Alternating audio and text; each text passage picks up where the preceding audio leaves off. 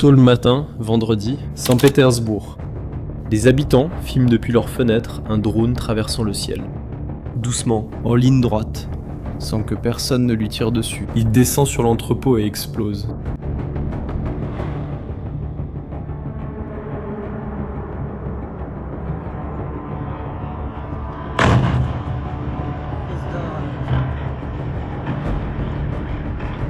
Quelques minutes plus tard, un autre.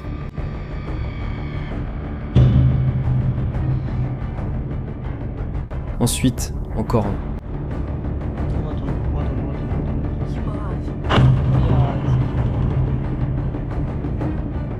Là en bas, dans la cour, un agent de sécurité crie qu'il y a des bouteilles de gaz dans l'entrepôt, tandis que des débris volent au-dessus du toit.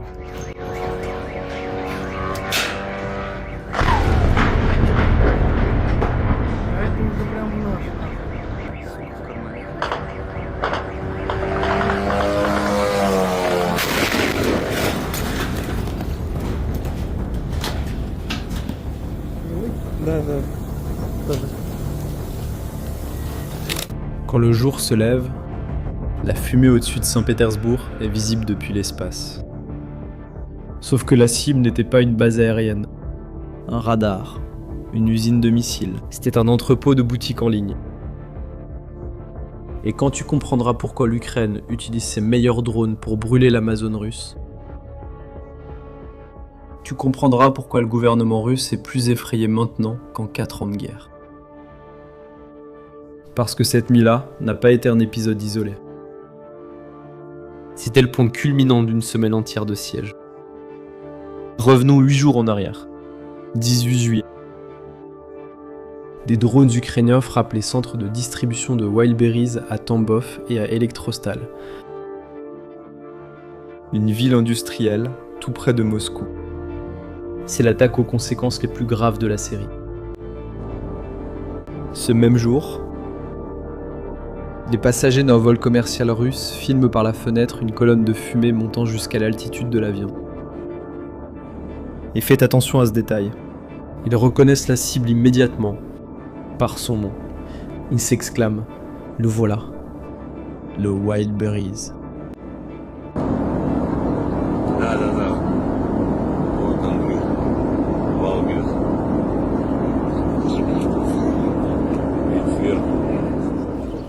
Personne n'a besoin d'expliquer quoi que ce soit, à qui que ce soit. 3 jours plus tard, une autre image montre ce qu'il reste d'Elektrostal. Aucun mur, aucun toit, seulement des colonnes d'acier nu alignées sur des centaines de mètres, dégageant encore de la fumée.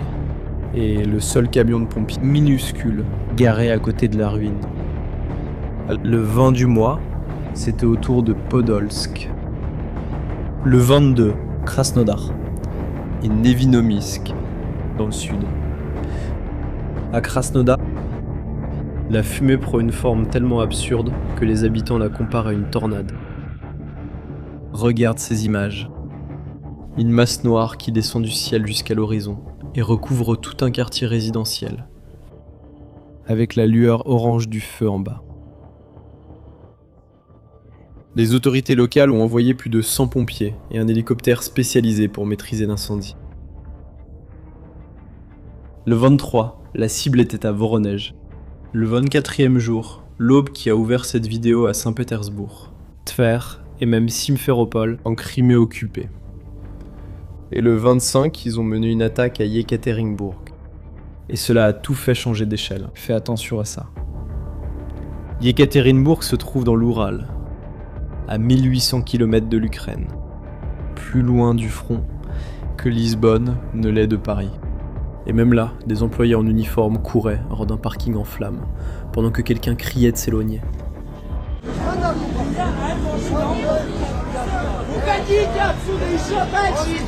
L'entreprise a assuré que l'entrepôt lui-même a été épargné cette fois-ci, mais elle a dû tout évacuer et suspendre les opérations.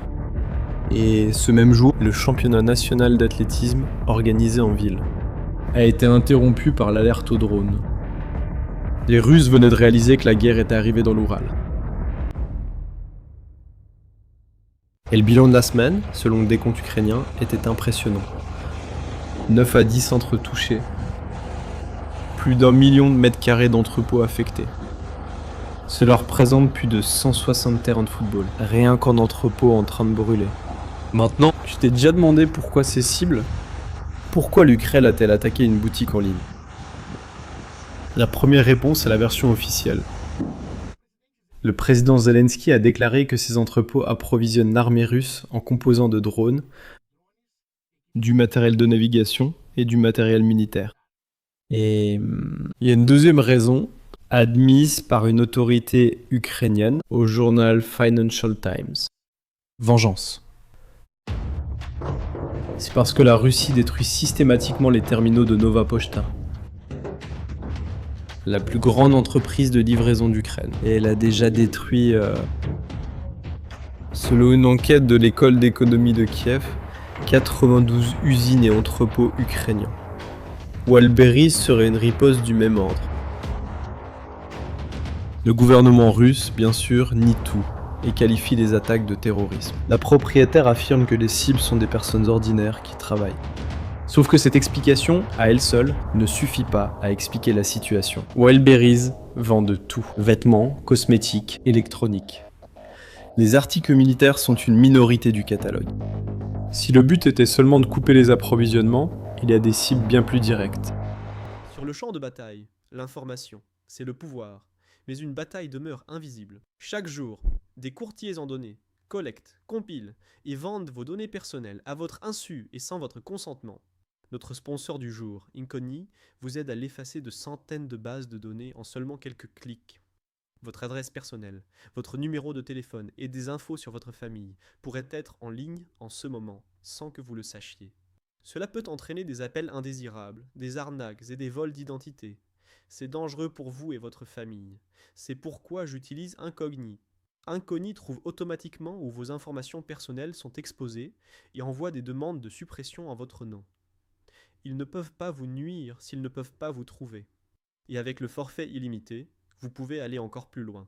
Collez simplement le lien d'un site exposant vos infos personnelles. Et les experts d'Incogni en protection de la vie privée s'occupent du reste avec des suppressions personnalisées. Commencer ne prend que quelques minutes. Et, après une autorisation unique, Incogni s'occupe du travail difficile pour vous. Reprenez le contrôle de votre vie privée dès aujourd'hui.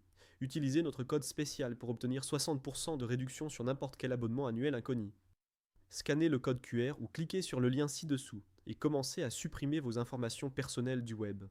Vous savez déjà que l'information, c'est le pouvoir. Utilisez maintenant ce pouvoir pour vous protéger et reprendre le contrôle de votre vie privée avec Incogni. Qu'est-ce qui se passe, vraiment ? Un millionnaire russe, filmant les 2 colonnes de fumée, de Saint-Pétersbourg, de la route, il a répondu sans le vouloir. Il raconte que les drones ont survolé tous les entrepôts de la région et ont frappé directement Wildberries. Et là, il lâche la phrase. Pour tout le monde, c'est déjà clair, ils sont en train de détruire l'entreprise. Un homme ordinaire de l'intérieur de la Russie a vu ce que le Kremlin fait semblant de ne pas voir. C'est pas un dommage collatéral, c'est un choix. Et pour comprendre ce choix, vous devez comprendre ce que Wildberries est devenu pendant ces 4 années de guerre.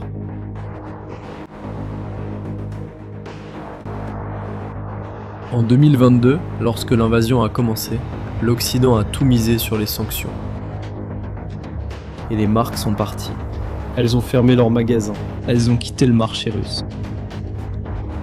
Le pari était que l'économie s'effondrerait et que la population ressentirait le prix de la guerre. Mais ce qui s'est passé, c'est exactement le contraire. Le vide laissé par les marques occidentales a été comblé. Et c'est Wildberries qui l'a occupé. L'entreprise a connu une croissance fulgurante. Elle est devenue omniprésente. Un point de retrait rose à pratiquement chaque coin de rue et plus de 2000 milliards de roubles qui circulent chaque année. La fondatrice Tatiana Kim, une ancienne professeure d'anglais, est la femme la plus riche de Russie, avec une fortune estimée à 8 milliards de dollars. Et il y a une ironie cachée dans cette histoire. Kim a choisi le nom Wildberries, en anglais, et ce logo rose, précisément parce que cela sonnait occidental, moderne, progressiste, le symbole d'un avenir de classe moyenne, consommatrice, qui semblait à la portée de la Russie. Cet avenir est mort avec l'invasion, mais la marque a survécu et prospéré, occupant la place de l'Occident même qu'elle imitait. Ce n'est pas une femme d'affaires ordinaire, loin du pouvoir. En 2024, il a mené une fusion de plusieurs milliards, approuvée par Vladimir Poutine. Pour le russe moyen, Wildberries est devenu la preuve vivante que la vie continue normalement. Dans sa tête, les sanctions étaient une blague, le colis continuait d'arriver le lendemain, comme il est toujours arrivé. Et c'est là que l'histoire se retrouve complètement bouleversée. L'économie que Poutine exhibait comme un trophée, l'économie soi-disant à l'épreuve des sanctions, a créé sans s'en rendre compte la cible parfaite. Parce que toute cette substitution aux importations s'est concentrée sur quelques entreprises géantes, avec des entrepôts colossaux, remplis de marchandises inflammables, répartis sur un territoire couvrant 11 fuseaux horaires. L'Ukraine a regardé cela et a vu ce que l'Occident n'a pas vu. On ne peut pas sanctionner cette économie de l'extérieur, mais on peut la brûler de l'intérieur. D'ailleurs, les Ukrainiens eux-mêmes ont baptisé cette campagne de sanctions à longue portée. Ce que 4 ans d'embargo n'ont pas réussi à atteindre, des drones y mettent le feu en quelques jours.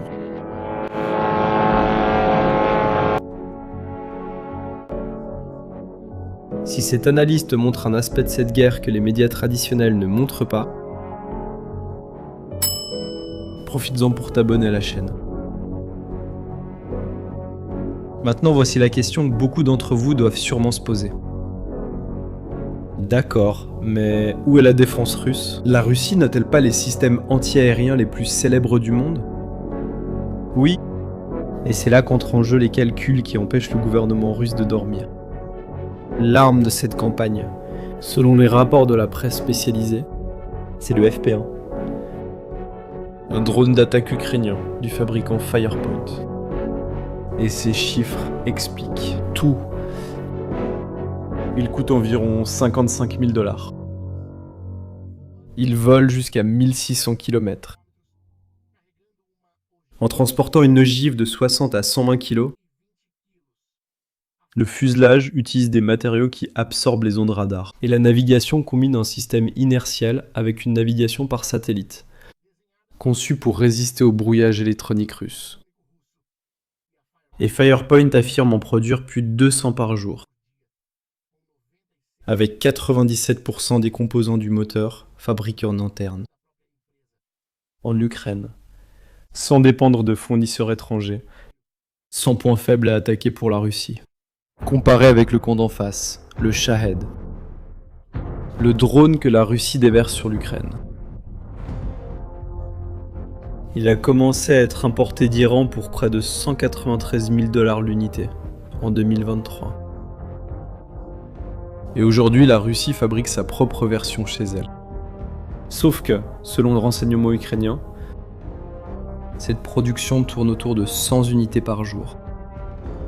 Firepoint, à elle seule, affirme en produire le double pour une fraction du prix.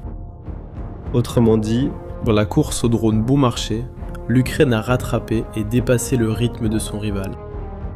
Et elle en dirige chacun vers une cible qui ne peut pas se cacher. Car imaginez ce que c'est que de défendre ça. Un chasseur, un hangar protège l'avion. Le missile est défendu par de la défense anti-aérienne. Mais un centre de distribution, c'est un rectangle de centaines de mètres, visible depuis un satellite, immobile, au même endroit, depuis des années, rempli de plastique, de tissu et de carton. Et ce n'est pas le seul. Il y en a des centaines disséminées dans tout le pays. La vérité, c'est que la Russie protège ce qui est prioritaire pour elle. Le Kremlin se concentre sur les raffineries, sur les bases, le reste reste exposé. Et la preuve de cela est apparue à l'écran, dans la nuit même à Saint-Pétersbourg.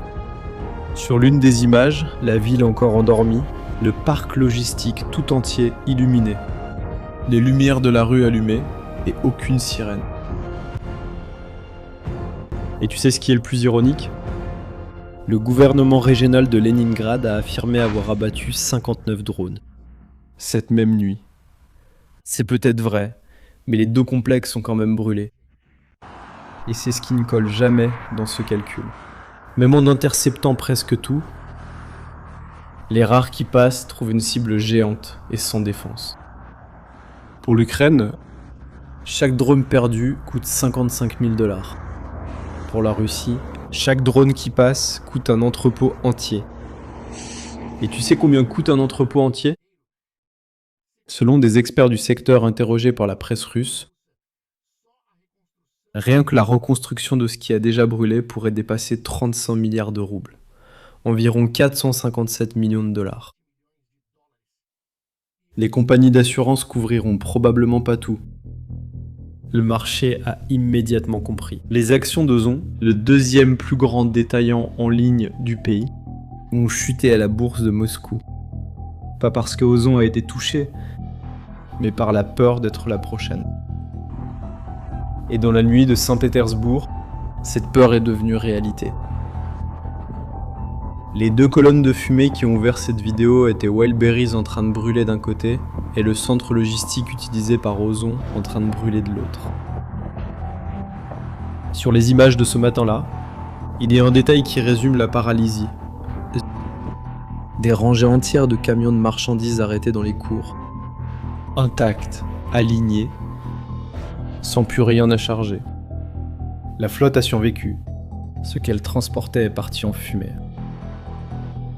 Mais le chiffre qui compte vraiment ne se trouve pas à la bourse.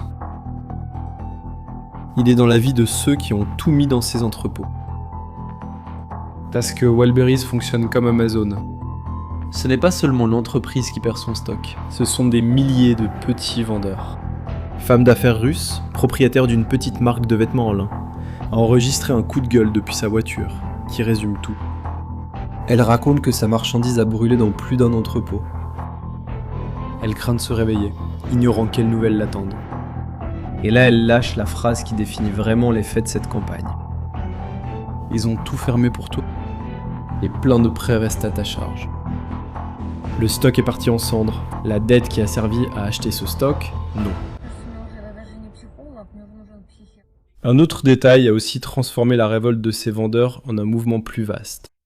Le 7 juillet, 11 jours avant la première attaque, Wildberries a modifié ses conditions d'utilisation, exonérant l'entreprise de toute responsabilité pour les marchandises détruites lors d'événements de force majeure, y compris textuellement des attaques de drones. Après la révolte, l'entreprise a annoncé des paiements volontaires et a gelé le recouvrement des prêts. Mais des médias indépendants russes, en analysant les groupes de vendeurs, ont trouvé des témoignages d'indemnisation des dizaines de fois inférieurs aux pertes. Il y a eu des vendeurs qui ont publié des justificatifs montrant moins de 200 $ pour un stock de centaines de milliers de roubles, qui est parti en fumée. Et tu sais ce qui est encore pire ? Le coût n'est pas que financier. De l'autre côté de la ville, une habitante de Saint-Pétersbourg s'est réveillée, a ouvert la fenêtre et a filmé un nuage en forme de champignon dominant l'horizon. Encore tremblante, elle dit « Je dormais, je n'ai rien entendu ». Aucune alarme n'a sonné chez elle non plus. Peut-être que cette phrase en dit plus que n'importe quelle analyse. En Russie, en 2026, tu peux dormir tranquille. Et te réveiller avec la guerre à ta fenêtre. La réaction du côté russe est venue, bien sûr. Même la fondatrice de Wildberries elle-même, Tatiana Kim, a annoncé qu'elle redistribuait les marchandises entre les entrepôts restants. Elle en a profité pour remercier les employés et a promis de la stabilité. Le gouvernement a promis une protection, mais soyons honnêtes ici. La Russie a de l'argent et elle a la capacité de reconstruire des entrepôts. Mais reconstruire un entrepôt ne résout pas le problème. Le problème, ce n'est pas l'entrepôt, c'est la structure. La vérité, c'est que cette économie de substitution reste concentrée, gigantesque et impossible à défendre dans son intégralité. Chaque nouvel entrepôt est une nouvelle cible. Et la campagne est déjà en train de s'étendre pour le prouver. La même semaine, des drones ont frappé 3 usines de Mirator, le plus grand producteur de viande du pays, et selon les chaînes ukrainiennes de surveillance, plus de 16 drones ont attaqué une base pétrolière à Armavir. avec un incendie à quelques centaines de mètres des immeubles résidentiels.